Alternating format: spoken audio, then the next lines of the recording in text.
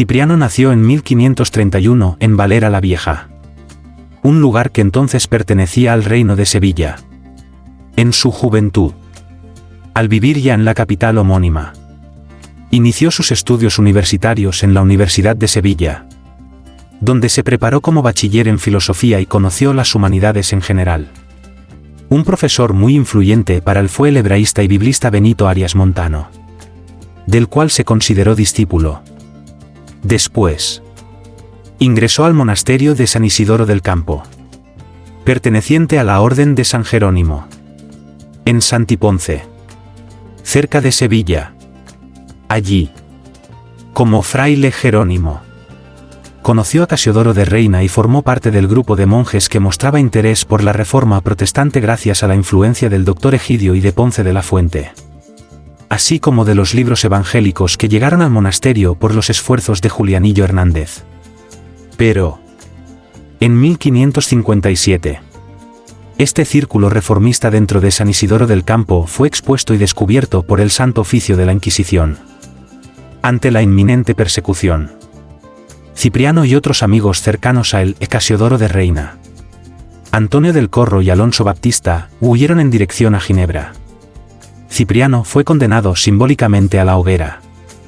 Permaneció por corto tiempo en aquella ciudad calvinista que servía de refugio para exiliados protestantes.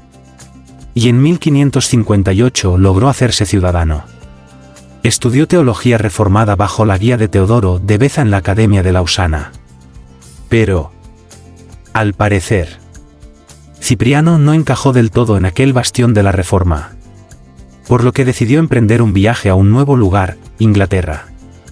En 1558, luego de la muerte de María la Sanguinaria, la reina Isabel I restableció el protestantismo y concedió el derecho de libertad religiosa a los protestantes, abriendo así las puertas del reino inglés a los refugiados de corte protestante. Valera expresó su gratitud a la reina así: «Cuántos millares y millares de pobres extranjeros se han acogido a Inglaterra.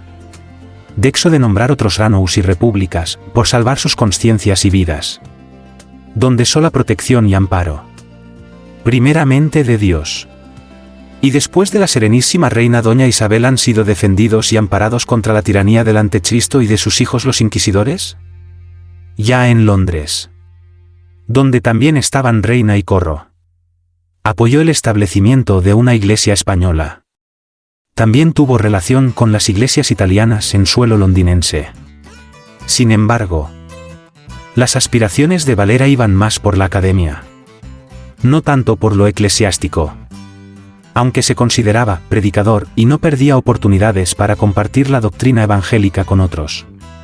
Al año siguiente se mudó a Cambridge para probar suerte en el campo universitario.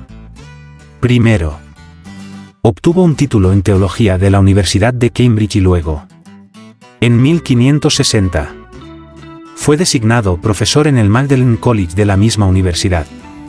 Un aspecto interesante es que fue maestro de Nicholas Walsh, un futuro traductor del Nuevo Testamento al irlandés gaélico.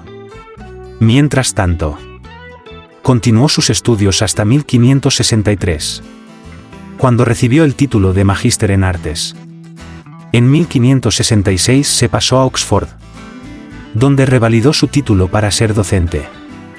Por ese tiempo contrajo matrimonio con Ana, una mujer inglesa de la que no se sabe nada más, excepto que le dio 3 hijos, Isaac, John y Judy. Sin embargo, la boda se hizo sin autorización legal, lo cual le trajo como consecuencia la pérdida de su trabajo en Oxford. Valera tuvo que regresar a Londres y trabajar como tutor privado para jóvenes estudiantes. Esta situación le trajo muchas dificultades económicas, pero también le dio el tiempo para dedicarse al trabajo literario. Se destacó como autor y, principalmente, como traductor. 3 publicaciones suyas resaltan: 2 tratados, Institución de la Religión Cristiana y Biblia Reina Valera. Sobre estos se hablará a continuación, prestando especial atención a su labor con la Biblia. En 1588 publicó la polémica obra Antipapista, 2 tratados, uno era contra el Papa mismo y otro contra la Misa, los cuales pensaba Valera eran las 2 columnas de todo el edificio romano. Si estas caían, todo lo demás se derrumbaría con ellas. Cristo, el verdadero Sansón, haría esto a través de él. Su argumentación fue pro-reformada calvinista.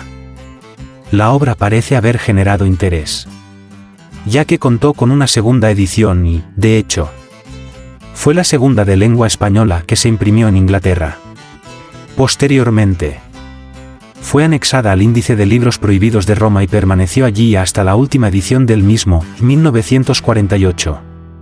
En este libro, Valera se lamentó de la condición espiritual de su nación en aquel momento, lo cual se convirtió en una preocupación constante en sus escritos. Duelóme muy mucho que mi nación, a la cual el Señor Dios ha dado tanto ingenio, habilidad y entendimiento para las cosas del mundo, lo cual las otras naciones no lo pueden negar, en las cosas de Dios, en las cosas que le va la salud de sus ánimas, oír al cielo, oír al infierno, sea tan tonta y tan ciega, que se dexe llevar por la nariz, que se dexe gobernar, atropellar y tiranizar del Papa, del hombre del pecado, del hijo de perdición, del Anticristo. Otro trabajo importante de Cipriano fue su traducción del latín al español de la Institución de la Religión Cristiana de Calvino, que publicó en Londres en 1597. Era una edición castellana de más de 1000 páginas, en 4 volúmenes amplios. Añadió un prefacio escrito por él y adaptó toda la obra para el lector español. Asimismo, la dirigió, según sus propias palabras, a todos los fieles de la nación española, que desean el adelantamiento del reino de Jesucristo. Para él, el teólogo ginebrino, a quien conoció personalmente y al cual admiraba, presentaba una forma pura de cristianismo sin las contaminaciones del papado. Nuevamente, su preocupación personal con esta traducción era el grande y encendido deseo que tengo de adelantar por todos los medios que puedo la conversión, el conforto y la salud de mi nación. Se dice que unas 30.000 copias fueron impresas y vendidas. Pero el mayor trabajo de Valera y por el que es recordado hoy, fue su revisión de la Biblia del Oso, una versión castellana de la Biblia que publicó el reformador español Casiodoro de Reina en Basilea en 1569.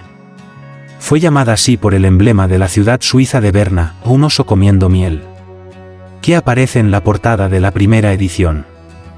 Este proceso de revisión inició con el Nuevo Testamento, o el Testamento Nuevo de nuestro Señor Jesucristo, que se imprimió separadamente en 1596 en el taller de Richard Field, impresor y editor de confianza de Valera y, curiosamente, también del dramaturgo William Shakespeare.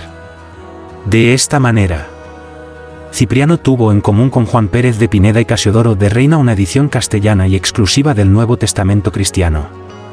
Al tener toda la revisión bíblica lista, Cipriano tuvo que esperar un poco para la impresión, ya que, por un lado, Phil se encontraba bastante ocupado y, por otro, la financiación de un proyecto así lo sobrepasaba, pues tenía dificultades económicas personales. Quizá por estas razones, Valera se mudó a Ámsterdam en 1602. En aquella capital conoció al impresor Laurens Jacobs, quien editó, imprimió y publicó el trabajo de 20 años de Valera, quien ya tenía 70 años de edad. Para 1602, la magna obra estaba terminada, Antiguo y Nuevo Testamento. La Biblia completa en castellano. El título era el siguiente, La Biblia, que es los sacros libros del Viejo y Nuevo Testamento. Segunda edición. Revista y conferida con los textos hebreos y griegos, y con diversas translaciones, por Cipriano de Valera. Cipriano llamó a la obra una segunda edición, teniendo como primera toda la traducción inicial y esencial de Reina. No obstante, se reconoce generalmente que la revisión, no traducción, de Valera mejoró muchísimo la calidad del primer texto. Él mismo reconoció el trabajo de Reina y manifestó la necesidad de mejorarlo. ¿Para qué? Pues, nuestra nación española no careciese de un tan gran tesoro como es la Biblia en su lengua. Habemos tomado la pena de leerla y releerla una y muchas veces, la traducción de Reina. Y la habemos enriquecido con nuevas notas. Y hasta algunas veces habemos alterado con maduro consejo y deliberación. Y no fiándonos de nosotros mismos, porque nuestra conciencia nos testifica cuán pequeño sea nuestro caudal, lo habemos conferido con hombres doctos y píos. Y con diversas traslaciones. Que por la misericordia de Dios hay en diversas lenguas el día de hoy. En la portada. Además, ya no se presentó como emblema al oso de Reina, sino la escena de dos hombres plantando y regando un árbol, una imagen tomada de 1 Corintios 3, 6-8. El que riega, lo hace con un cántaro. De ahí que la Biblia haya sido conocida como la Biblia del cántaro. Los hombres parecen ser Reina y Valera respectivamente, los cuales cultivaron juntos, con ayuda del vigor divino, aquella edición castellana de la Biblia. Una frase extraída de Isaías 40, 8, RVA, acompaña al emblema: la palabra del Dios nuestro permanece para siempre. Más allá del propio significado del texto bíblico. Este parece expresar la creencia protestante de que el Señor ha preservado su revelación sagrada a través y a lo largo de las diferentes ediciones de la Biblia, incluyendo la de Reina y Valera. La composición literaria de la obra era la siguiente: la Biblia contaba con los 66 libros aceptados como canónicos por los protestantes, con la exclusión de los deuterocanónicos o apócrifos, que habían sido incluidos por Reina en la edición original. La razón de esto es que Valera quería presentar la palabra de Dios pura, sin textos que para él contenían palabras de hombres. Además, la publicación tenía las anotaciones originales de Reina a los textos, así como las nuevas de Valera. El fin de estas notas era ayudar al lector con explicaciones, referencias cruzadas, traducciones alternas y subtítulos.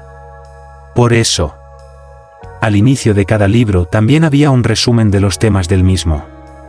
Las numeraciones de los capítulos y versículos eran las tradicionales.